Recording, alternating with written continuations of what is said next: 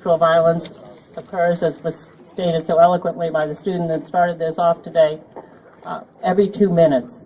And in our community, we really work with this issue on a daily basis. So we live in a tremendous community, but never forget that there is violence in our homes, in our schools, in our colleges, and around the nation.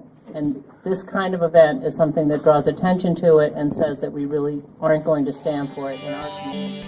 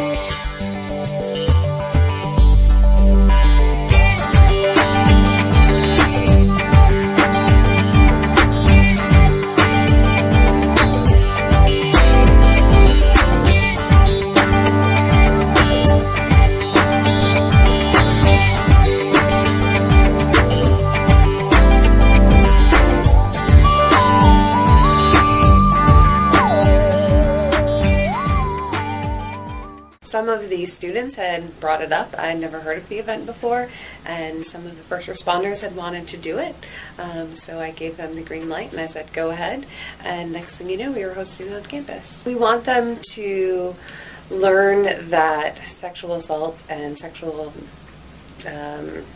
abuse, sexual intimate partner violence is everyone's responsibility to prevent and to be aware of, and that it's not just a woman's issue. It's not just something that women need to protect themselves against, but it's something, sexual assault is something that everyone needs to be involved with. Women can participate in Walk a Mile by attending the event, supporting the men who are walking, as well as providing information and recruiting some of their male friends to come and attend the event. I hope that there's a couple of takeaway messages for folks who are attending and participating in Walk a Mile in her shoes. One of them is that it is pretty difficult for women. Women have to do a lot to prevent themselves from getting sexually assaulted, and yet that never seems to be enough. Avoid dark alleys, don't wear revealing clothing, things like that don't prevent sexual assault, but yet women are taught that's what they need to do.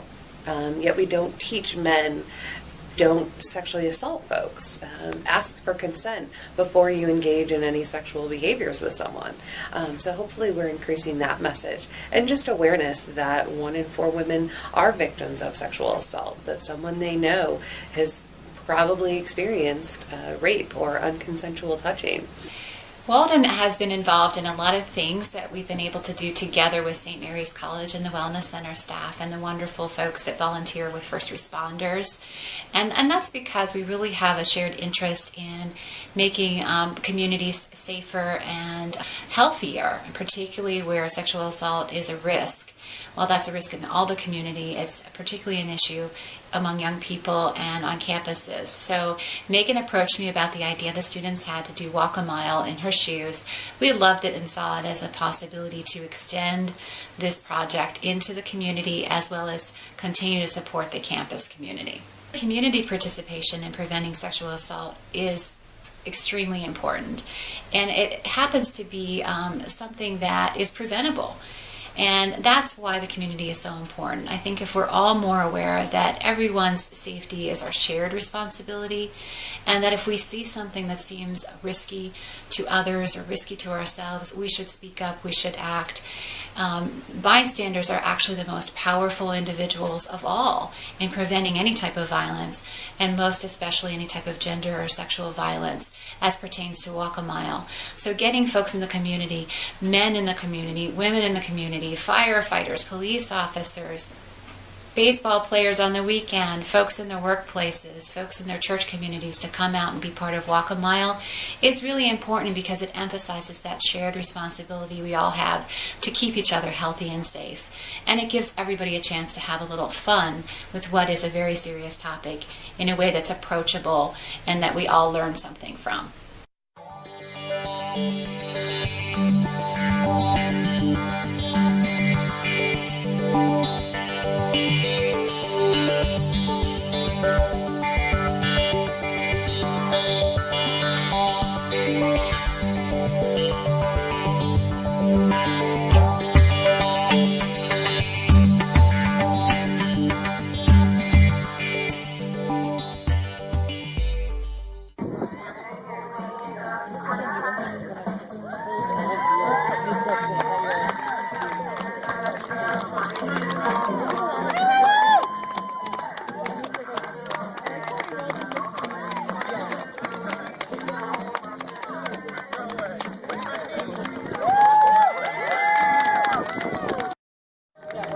All right. Come on, Gary. Come on, Patrick. Come on, Charles. You're doing great, guys. Keep going, Patrick. Keep going, Gary. Oh, way to go, Charles. Carrying extra load there.